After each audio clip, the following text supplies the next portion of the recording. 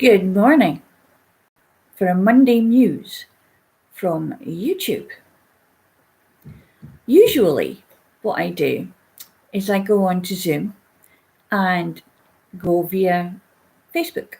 However, due to some interesting technical difficulties, shall we say, that hasn't happened, which has been a point of irking, but also some dark amusement. Me and technology, gremlinitis. It seems the gremlins have friends. So it got me thinking about how we connect and how we communicate, particularly at the moment. And it's one of those things that we are so adaptable, and yet we tend to focus when we get hold of one thing that will work for us. And I am talking about me here, but you may recognize some of this yourself. That when we grab hold of it, it's like Golem.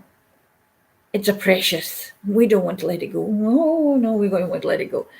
And for me particularly, since I'm technologically challenged, I don't like it when they change things. And isn't that true of human nature, particularly at the moment? We don't like it when things get changed. One change we are looking for, definitely, is freedom from lockdown. However, that is a movable feast. Depending is freedom from lockdown.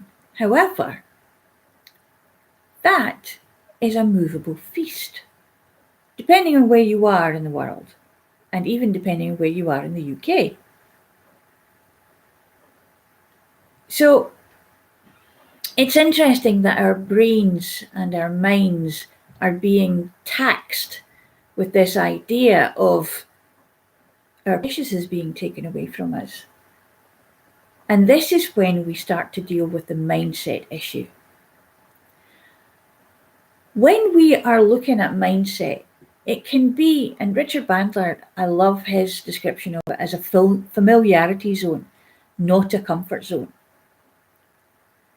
Because a comfort zone implies that you're actually easing into something, that you're, and we can ease into discomfort quite easily. However, it's uncomfortable. Why would we stay there? We stay there because it's the devil we know. We stay there because it's familiar. It's familiar territory. And this is the answer to the things where some people don't actually understand how people in abusive relationships will stay there. It's because it's all they know. They identify with it. There's a case of understanding who we are is not automatic.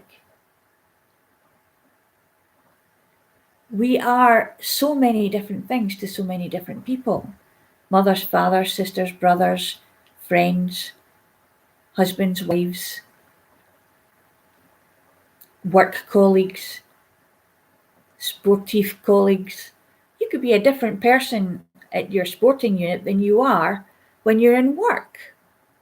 And even your work colleagues, if they're in the same sporting facility with you, may notice that. Your family may not know what's going on with you outside of how they know you from when you were growing up. I think it says in the Bible somewhere that a prophet is never recognized in his own country because they knew them as children. They knew them as these little beings growing up and learning from the teachings that everyone learned from. And how can they be, they go away for 8 years and come back and suddenly they're this different person. And I scraped that up from a long time ago. I was expelled from Sunday school. Oops. Not for not knowing the stories, but for questioning them. I always do like a question, don't you? However, tangentitis. Now, what we do when we attach ourselves to a feeling of familiarity is that we box ourselves in to a certain extent. For some of us, the idea of being unfamiliar, of getting out there, of stretching ourselves is absolutely joyful. For others, it's horrifying. For others, it's absolutely don't go there. I don't need to know this. It scares me. I don't want to be scared. And that's a great way of keeping people in line.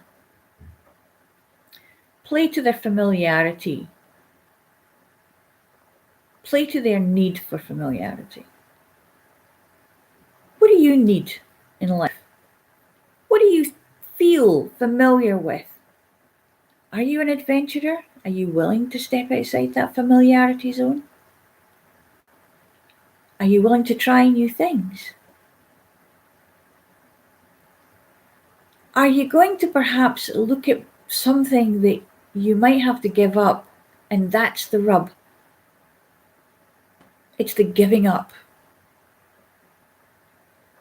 I had to give up being a veterinary nurse, and that was my identity for 35 years. Before that, I was a zookeeper. I started when I was 11 years old. Very young, yes, very young. However, it was moulding. It was something that became familiar to me. I ended up working in such a way that working with men didn't actually make me feel unhappy.